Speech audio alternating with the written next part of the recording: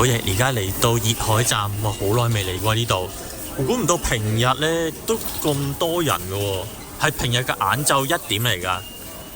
咁呢有好多人，又唔係話特別多外國遊客，即係日本人又有，外國遊客又有。咁我喺臨出閘之前諗住擺低啲行李，呢係喺閘隔離嘅 coin locker 啦。咁呢原來已經係爆滿晒，咁同埋收費呢都唔平嘅 ，S 都要500 yen。咁我去揾下其他地方去擺低啲行李先。咁我出咗閘，再去同大家講下今次嚟熱海會去邊啲地方。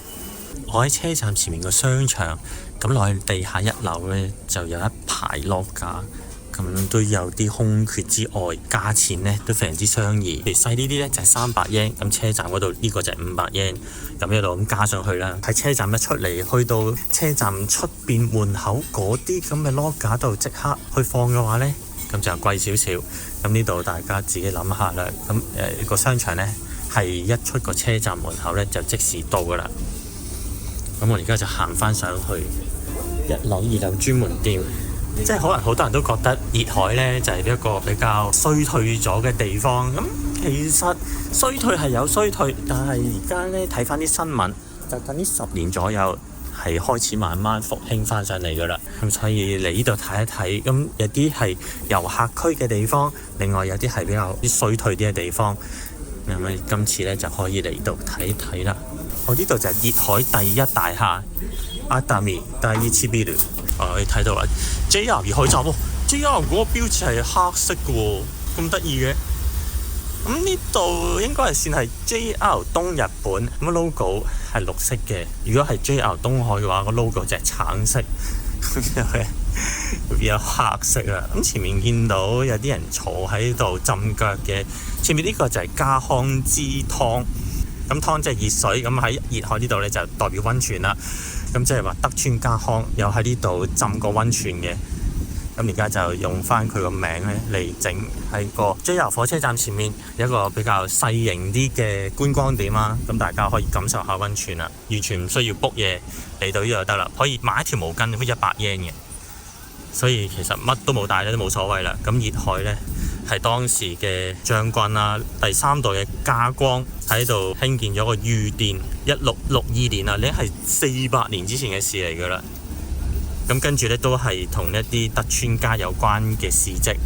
呢度係有講，我記得喺溫泉特輯裏邊有講啊。佢1726年，咁唔係第8代將軍吉宗呢，喺9年裏邊呢，喺熱海呢度運咗3643。呢個係樽啦，即係桶咁解，木桶咁解，就運去江戶城嗰度，咁即係而家皇居嘅地方，即係德川家住嗰度啦。熱海呢度好受歡迎嘅。咁當然而家科技先進咗，搭車嚟都可以去浸啦。但係以前如果冇車嘅話呢，就係用馬用人就運翻啲溫泉水過去東京嗰度啦。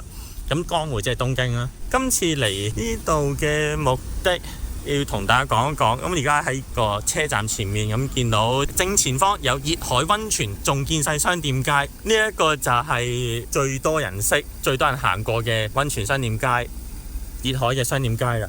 咁曬嘅，我點解唔行入嚟啲陰嘅地方？我行翻入嚟先。咁前面就有個平和通名店街入口。咁呢啲都係比較出名嘅旅遊點嚟嘅。我再經過呢一度之後呢，會去熱海銀座。咁嗰度呢，都係一個比較出名啲嘅遊客區。咁呢度講嘅遊客區呢，唔單止係指外國遊客㗎，咁嚟自全國日本國內嘅遊客呢，都會嚟呢啲地方嘅。咁當然包括仲見世通商店街同埋明和通商店街，仲有之後我會去嘅熱海銀座。跟住我就會去一去我喺溫泉特輯裏面介紹過嘅熱海呢一個地方個溫泉嘅泉源啦，有個好出名嘅泉源嘅。另外仲會去睇一睇啲廢墟嘅酒店，咁都係可以喺熱海站附近行路都可以去到嘅地方。咁我今日呢，就唔租車啦，行路周圍嚟睇下先。唔好意思，我發現咗個地圖，咁呢度可以詳細啲咁講啦。咁熱海 JR 站就喺呢度，我哋而家位置就喺呢度啊。後面成大個車站唔喺度。咁頭先見到兩個唔同嘅商店街嘅，仲見世通同埋平和通。咁就係一望去右手邊呢，已經見到啦。咁前面呢度仲見世通同埋平和通名店街入口。咁我會通過呢兩條街，咁見到呢都唔係好長嘅啫。中間嗰啲路呢，其實冇乜所謂嘅，咁去程同埋回程各行一邊呢就可以噶啦。咁如果係以熱海 JR 火車站為中心嘅話呢，去程回程各行一道。咁呢度係增加啦，有步道，咁可以睇住個海，同埋有個沙灘嘅，咁同埋有個 Omiya no Matsu 呢度呢都係一個出名嘅景點嚟嘅，佢打晒數字嘅全部都出名噶啦。咁我頭先話嗰個銀座町呢就係呢一度嚟嘅。跟住間歇泉，即係熱海咧最出名嗰個泉咧，就係呢一度嚟嘅。咁其實喺晒呢一度，咁由呢一度行過呢度大概15至20分鐘左右。跟住佢個溫泉酒店有個廢墟嘅，咁係大概係呢啲位嚟嘅。咁啊對住個熱海港，咁又好簡單就可以睇晒，可以玩一日嘅，你可以好基本咁樣玩晒呢個熱海噶啦。咁我今次咧就好簡單咁遊一遊，咁我之前同埋之後咧都有啲工作嘅，咁所以好快就去影一影呢一個熱海，好快咁樣遊一遊熱海，咁食下呢度啲嘢啊，體驗下，同埋即係個溫泉特輯裏邊我都講過啦。咁實際去我冇去過嘅，咁我呢個 channel 就比較重視，除咗喺書本啊、新聞啊、資料呢啲咁嘅資料來源度咧去學識好多日本唔同嘅風土地理之外，咁實際去呢都係我一個比較重視嘅要素嚟嘅。咁喺書本睇始終都係有啲睇唔到嘅得意嘢嘅。咁呢度有好多唔同嘅手信啦，咁一陣間慢慢去睇。咁而家先睇下先，有個火車，東日本旅客鐵道橫濱支社指定準鐵道紀念物第1號，唔得意嘅。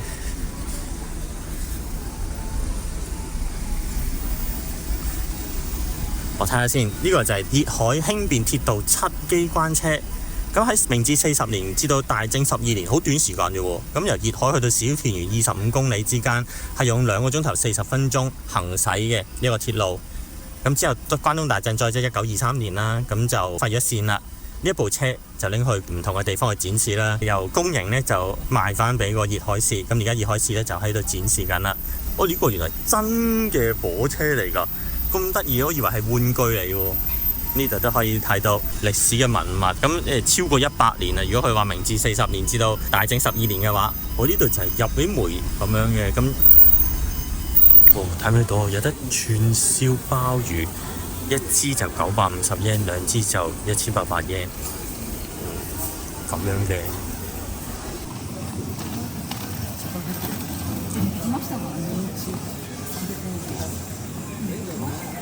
我入邊燒緊啊，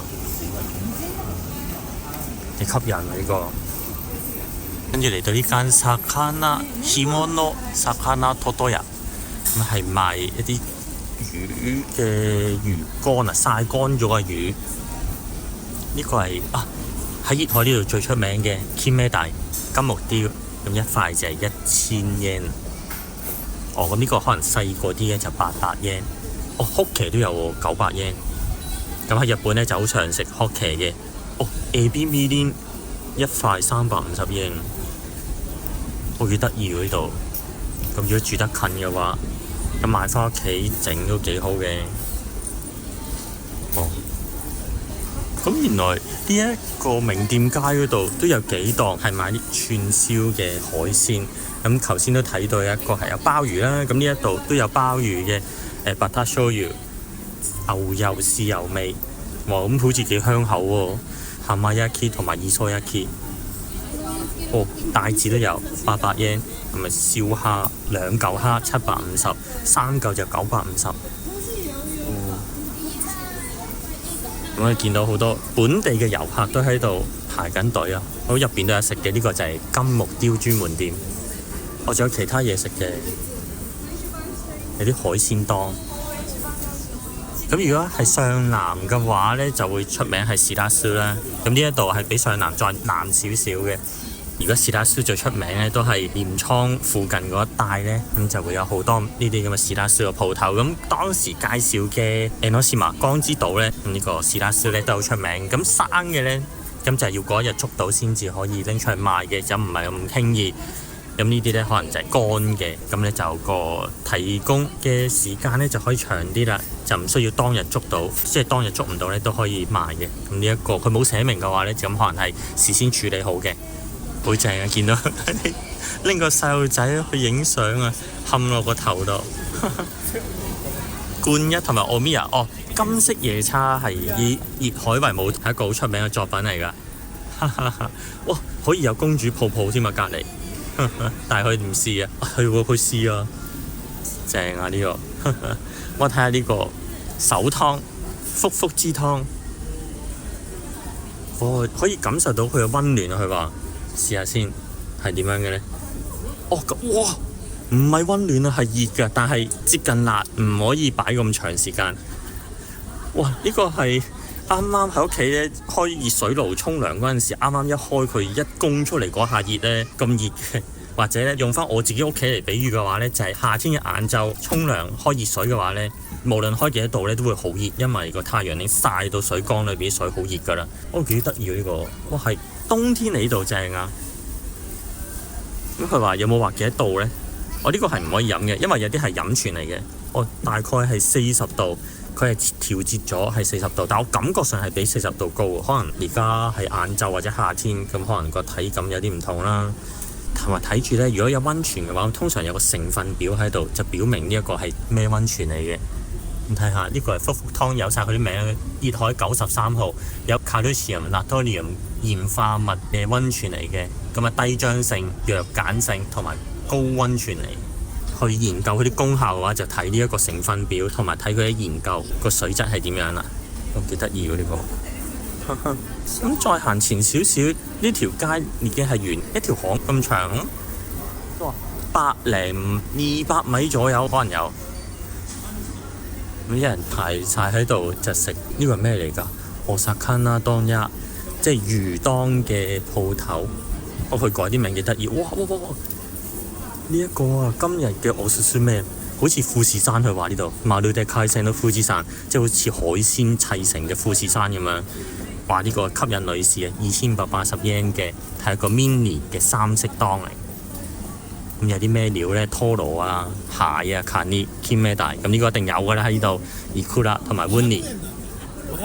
咁而家嗰啲人排緊隊嗰個呢，就係上面呢個好似雪糕咁樣，咁就係500 yen 嘅啫。咁有ネギ拖羅同埋沙漠，好似得意。喂，呢個可以試一試。呢一間お魚當一，記住。咁隔離呢度就係一間好典型嘅海鮮檔嘅鋪頭。我呢度係即係甜品嚟嘅，シュークリーム。幾靚喎，幾得意喎。カスタード400 yen， 整到個個好靚。呢一部好香啊，超香。嚟到街尾就咁多，咁嗰邊呢係可能住人啊，啲酒店咁樣行翻轉頭嘅人都有嘅。呢一度係熱海 Fruits King， 係有寫英文啦，唔使我翻譯。我呢度去買飛都係用機器。咁譬如佢係整到得意嘅三文治，佢切到四四方方個 cube 咁樣。咁譬如呢個 banana choco 嘅話就係380 yen， 咁連埋稅410啦。靚喎，曲奇 banana 喎，410，跟住有呢個係好似嗰陣時即係細個食嗰啲，即係以前細個開生日會嗰一啲蛋糕咁樣。呢個係我諗係比較上一世代嘅人呢，一見到呢一個呢就會有一種感覺喺度噶啦，就係諗起細個嗰陣時嘅生日會。呢度呢個ichijiku無花果嘅芝士嘅三文治842 yen， 呢個都想試，唔錯。跟呢度就係俾人去食嘢嘅呢一度，頭先買完嗰啲嘢就可以拎上去食嘅。咁喺お魚屋當一隔離就有間和食，Kobayashi可能叫小林啦。咁呢度擺咗啲鮑魚喺度，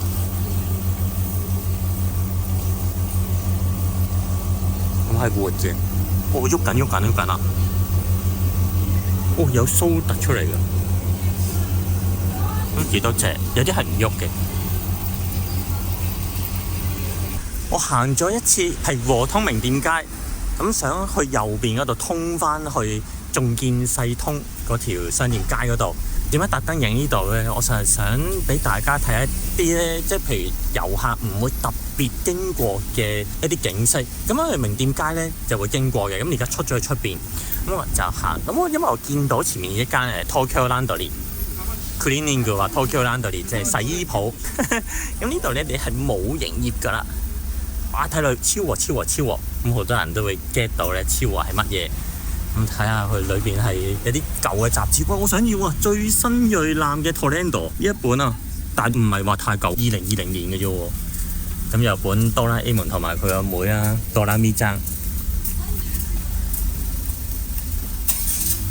咁入邊係又唔係話，即係我想去嘅廢墟咧，唔係呢一度嚟嘅，係第二度嚟嘅。但係見到一間係已經冇營業嘅洗衣鋪，咁啊睇睇係點樣啦。咁裏邊唔係話舊得好交關，我諗係即係冇做咗，唔係話好多年，應該唔會話10幾年嘅。咁啊見到呢啲咁嘅門面嘅鋪頭咧，就係有啲令人滄桑嘅感覺。咁出邊呢一度都有啲鋪頭啦 ，waffle、coffee、beer 等等，呢啲大冇開嘅。即係應該我呢度可以屈翻去嗰條商店街度，不過唔緊要，我而家都係邁向翻加油站嗰方面，方向係一樣嘅。咁呢一條路，我諗係即係啲車經過嘅話，咁就見到兩邊有啲鋪頭就會佢哋停低咗，擺好晒行李之後，可能係兜一兜呢度。咁對面嗰間嘅龍宮閣個門面好似幾得意喎，我想去睇一睇喎。我唔好兜咁遠先，咁我沿住呢度翻上去，我去翻個重點細通個商店街嗰度，再翻嚟呢邊再睇一睇。突然之間有間咁新淨嘅熱海 Milk Cheese， 哦，呢個有布甸或者 cheesecake 啊，cheesecake 嚟嘅。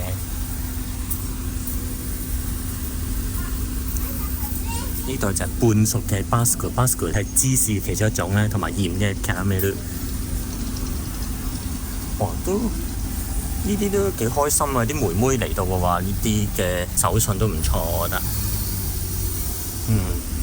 我仲話有飲品嘅，Atami Milk Cheese 700円一杯，咁係芝士嘅飲品嚟嘅。好，翻，我呢屋排緊隊，唔好意思啊。大家睇唔睇到畫面嘅左手邊係排晒隊嘅啦，已經。咁所以咧要食嘅話，咁就預翻少少時間啦。唔怪之冇人理我啦，原來係條隊喺另一度嚟嘅。呢個係咩 ？Bonbon Berry 啊！呢度係有類似刨冰嘅，期間限定800円，以士多啤梨為主題間鋪頭嚟。咁有啲糖果啊、餅乾，跟住仲有一啲蘋果糖嘅士多啤梨版，500円。咁啊，士多啤梨出邊就染啲糖。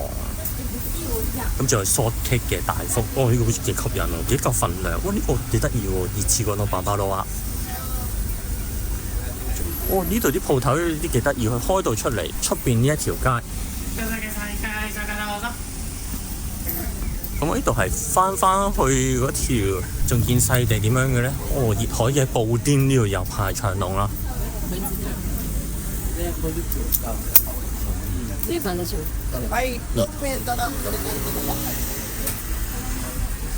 呢度應該商店街通翻出嚟嘅，我一陣間再兜一兜。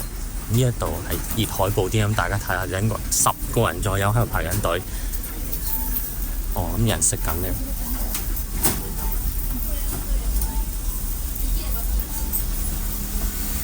佢係新開嘅鋪頭，但係佢又用翻啲比較 retro 嘅啲 design， 又幾得意喎。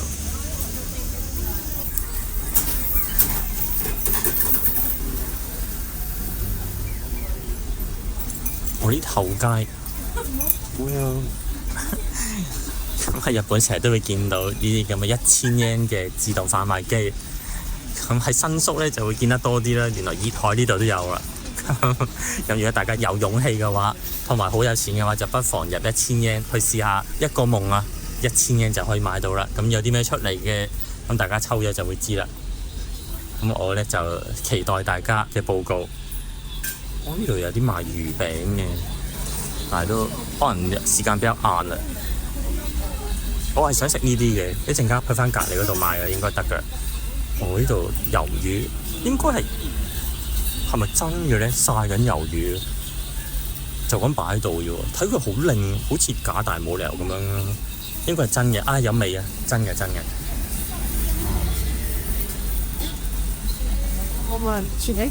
我呢度咁就行翻上去個入口嗰度，咁我想睇翻啲舊區，咁就唔好行入去入邊先。咁呢度呢一間都幾，呢啲係咩嚟嘅咧？冇乜特別話賣咩嘅喎。跟住呢一間係賣一啲曬魚啊，香港就叫鹹魚啊，但佢未必鹹嘅，醃就有醃過，因為佢哋防菌、保持衞生嘅話咧，咁都要係用啲鹽醃，但係鹹味就唔會話太勁。我呢度係應該俾啲 local 人去食飯嘅地方，買飯盒嘅地方嚟。出翻去先，同埋係有收音機聲啊！原來係，大家留意下。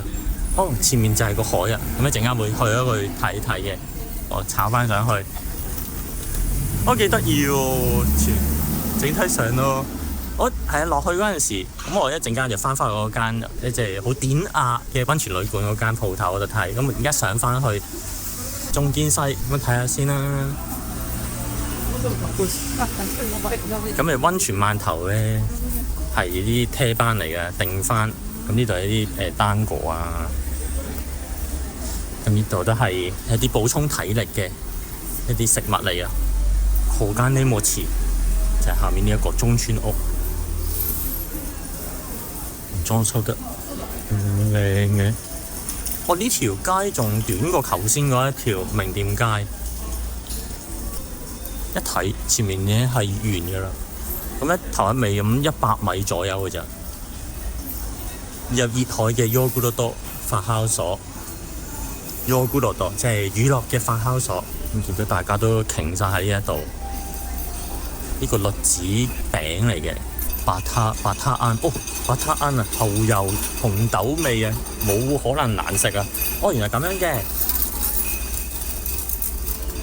呢個要試啊！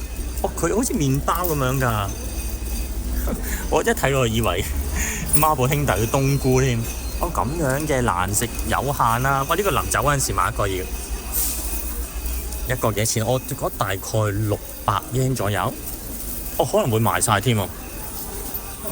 550 yen。咦，我個價格嗰個 sense 咧冇脫離現實好多。咁我係加埋晒嗰啲旅遊區嗰啲元素落去㗎啦。OK，呢個係幾得意。呢個要試一試啊！咁我會行晒先會買嚟食嘅。咁一路一行一路食又比較麻煩啦，又可能整污咗人哋地方。佢呢度係唔俾一路行一路食嘅。日本大部分地方都係唔俾一路行一路食嘅，係買咗之後喺間鋪頭門口，或者佢有個特定嘅位置，你食完之後跟住先可以行嘅。呢個係雪糕嚟嘅，謝拉度。呢間就係 Soba 天婦羅，仲有壽司喺中間。Soba 壽司 Tempura。佢啲係咪收門啊？佢熄咗燈嘅。呢一間係一啲手信鋪嚟嘅，有晒醃魚嗰啲，係啦，我中意諗到個名啦，係醃魚啊，唔係一定鹹魚。睇睇先，當時大正時期初期嘅輕便鐵路，即係頭先喺個車站出邊睇到架細細嘅火車仔，咁呢個就係熱海站嗰度嚟嘅輕便鐵路熱海站。熱海藝伎置屋聯合組合，呢啲啦藝伎，咁呢行上咗年紀啊，呢一班都係啦。呢個藝伎嘅出發點會阿達面來嘅查達前來雪巴斯汀，即係呢一度紀念翻，即係佢哋嘅發源地，藝伎發源地。ending， 哇！癲嘅，呢一間係邊度嚟㗎？薩斯加阿達面來嘅查樹，拖住話蘇克等等啊！即係嗰陣時好勁啊！佢見到咁多人，你數都數唔到啊，成100人。熱海藝伎建翻新竹落成嘅紀念，超過29年。咁多人啊！呢一間即係起咗一間新嘅，等佢哋喺呢度揾食啊！可以藝伎，即係有藝伎嘅話，就代表佢係即係以前呢度係好發達嘅地方啦。發達嘅意思即係人流好旺嘅地方。咁呢度係話晒都係溫泉勝地。咁雖然係衰退，咁可能有好多人都係覺得衰退呢個形象就比較深啲。咁就算日本人都覺得係衰退形象比較深，但係佢衰退之前有一個好輝煌嘅歷史。咁呢個就大家就唔好忘記呢一點。咁佢有輝煌嘅歷史，咁當時睇翻佢點樣輝煌法，咁都係一個享受呢個地方，對呢個地方嘅探究嘅其中一個方向啊。咁當時譬如熱海近代嘅話，就係譬如60-70年代，佢最旺盛嗰陣時，一年嘅遊客數目係大概500萬人。咁但係時代嘅轉變啦，就減到去大概得翻90年代中啊，即係 Bubble 泡沫經濟爆破嗰陣時咧，就跌破咗一半啊，240幾萬人就得。但係當中咧有一啲以呢度為家喺度土生土長嘅人，咁或者係好中意呢個地方嘅人咧，就出嚟咧就組織翻一啲公司，咁就去復興呢一度。咁之後2000年代、2010年代左右，咁啊遊客咧係升翻去到360幾萬左右。咁即係由最旺盛嘅期間嘅500萬，去到最低潮嘅240幾萬嘅啱啱中間左右嘅位置，咁就係360幾萬。咁點解會衰退嗰啲呢？陣間有時間就同大家講下。咁我而家就集中去揾嘢食先。咁我覺得幾得意呢度真係，我準備晒嗰啲錢啊、信用卡嗰啲，咁就可以好 smooth 咁樣就運作。我想食嗰啲魚餅，我係參考過。係啦，前面呢啲咁嘅魚餅仔啊，前面有係嘛？好大個喎。咁食一個脹住個肚先。lunch 我未食嘅，我前面都有人食緊啦。咁我買一個嚟試下先啦。我諗大概600 yen 左右啦，一串。咁應該周圍都有㗎啦。咁前面又見到有人揸住啦。哦，呢度馬都聽呢一間，睇下先啦。哦，有呢個蝦啊、三文魚啊、章魚啊、芝士啊，跟住有熱卡、阿沙利，有蜆啊、炸加巴塔，即係馬鈴薯黃油，係啦，佢有寫中文啊。跟住海鮮嘅卡基亞嘅聽，跟住另外仲有生薑嘅蓮藕。咁我揀一個嚟食先，我睇下先，我去揀緊。熱卡有冇揀一啲咧？平時好少見嘅。開聲卡基亞嘅聽 ，OK， 我等呢一水完咗，喺呢個手湯嘅對面有一條小路通出去。頭先我行過嗰條馬路，即係兩邊有啲靚嘅鋪頭嗰條馬路啦。咁睇翻前面呢度咧，大家留意下呢埲牆咧係冧咗嘅。咁你睇翻佢下面呢一棟建築物，整係拆咗㗎啦。咁可能係因為拆呢座建築物，咁呢一度咧都要剝冧咗佢。咁隔離就可以睇到頭先等食熱海布甸嗰個位。咁我再兜翻上去，呢啲係商鋪定係咩嚟嘅？下面商鋪，上面住人。咁呢度睇下先。佢咁得意嘅，呢兩棟係真係分開咗喎。咁點解我咁講咧？因為好多呢啲咁嘅舊區屋咧，係一間黐一間黐到貼晒嘅。呢度係分開嘅。咁可能下面咧，下面係啲水渠嚟嘅，水渠啊、雜賓乜都有嘅。本身係埋喺地下嘅嘢，咁佢就露咗出嚟啦。我就行翻嚟呢度，我上翻去買嗰個魚餅先。我呢個就係赤山鮮魚。咁我行翻入去，咁你唔使驚，佢係唔會射到你嘅，佢睇住嘅。咁佢要清理，咁佢都係照射嘅啦。好，翻去頭先嗰間嘢就買先。因為我行埋去係冇人，因為頭先你見到啦。咁我行到去睇咗一陣咧，跟住有班阿嬸衝咗埋嚟啦。咁冇所謂嘅，衝埋嚟咁等啲人啊疏咗一陣咧，即係先去買都冇所謂。到而家咧繼續排隊喎，咁旺嘅。頭先嗰一刻係真係冇人㗎。我就係等緊一個妹妹，佢買完嘢食，跟住影相。咁耐都仲未排完條隊啊！唔得意嘅呢度，唔緊要啊，真係幾好喎，幾好生意。咁呢啲魚卷，呢個應該係 sample 嚟。有得我咪一驚拎翻去。我想食完呢個魚餅，跟住先買其他嘢食。唔緊要，等一等啦，先。得意。どうぞお待たせしました。かき揚げ店でお願いします。はい。以上で。はい。はい、じゃあすいません。お待たせです。どうで大丈夫。はい、どうも。ありがとうございます。亂粒粒啊！我好墟冚呢度，好開心啊！我唔理係咪我帶旺咗佢啦，但係我都當係我帶旺咗佢㗎啦。咁呢度有冇地方可以慢慢食咧？不過唔緊要，行埋一邊先，呢度啦。咁後面排晒場，即係算係不斷有客人啦。我講排場量好似好誇張咁樣，係幾大嚿，390 yen。呢間叫做馬魯廳。卡基亞基即係譬如食烏冬嗰陣時，上面咪一個有啲炸咗好多菜啊、魚仔啊，嗰、個就叫卡基亞基啦。隔離幾個站咧，魯馬珠沼津嗰度係最出名係食卡基亞基，好大冧到好高嘅。試下先。好好食，個味幾好啊！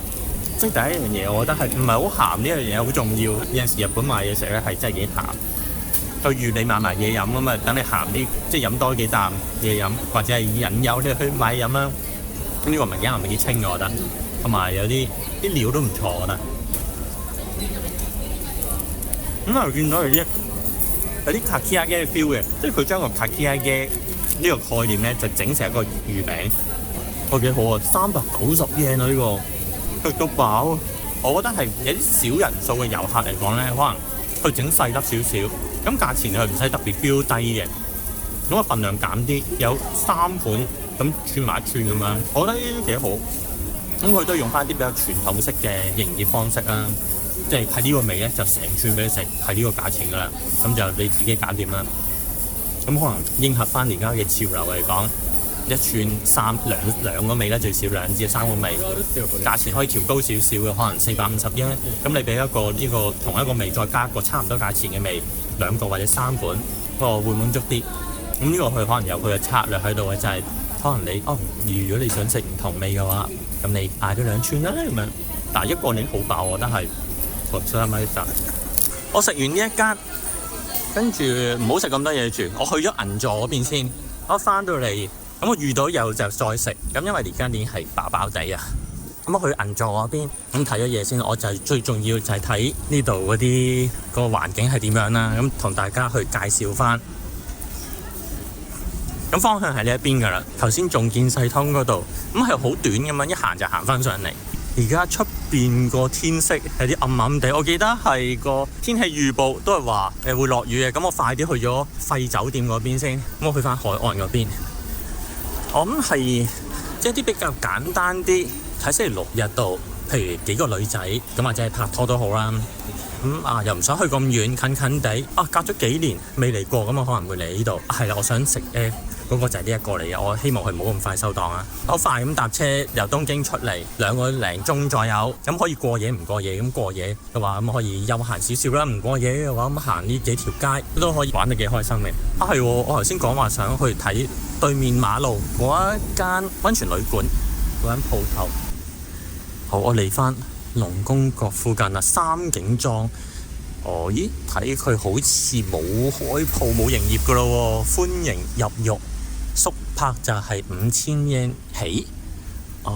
應該係冇營業，唔係喎，有拖鞋有人打理喎。有鞋喺度，有營業嘅，只不過佢外面就感覺唔到，係有啲冇人喺度嘅啫，只不過係。如果5000 yen嘅話抵喎，即係如果有一睇下入邊房係點樣設計就好啦。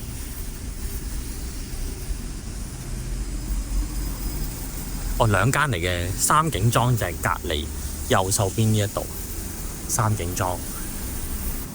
今集睇咗熱海站附近觀光區嘅商店街，下集會行遠少少，睇睇已經荒廢咗變成咗廢墟嘅酒店。